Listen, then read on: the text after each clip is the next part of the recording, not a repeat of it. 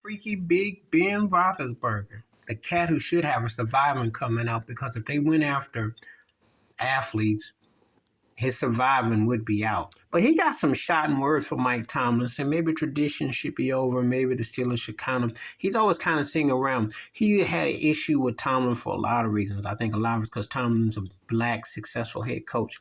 And I like when Mike Tomlin last year reintroduced himself to that cat who said, how about the USC job? He says, I'm a coach of a professional team. I'm not going back to college. You dig?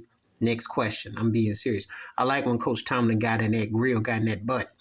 No one wants to hear Big Roethlisberger say nothing. Yes, he's got a couple rings, been to 3 Super Bowls, had a great career Hall of Fame, but he paid about 4 or 5 years past the pull date. His behind should have been done after 2019, 2020.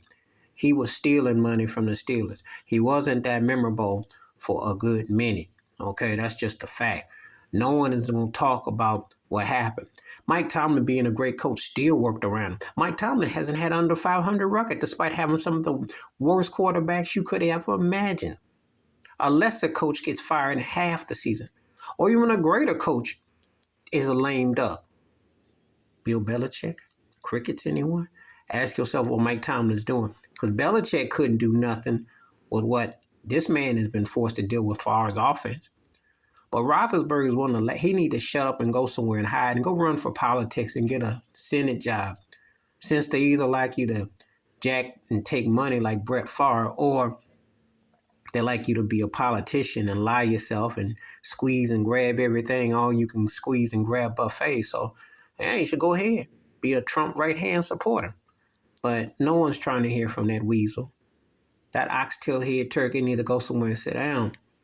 Because his playing career was not memorable at the end. And he sure as heck can't talk. But he's striking me one of them white boys would say that. You don't usually hear white quarterbacks coming out saying it about their white coaches.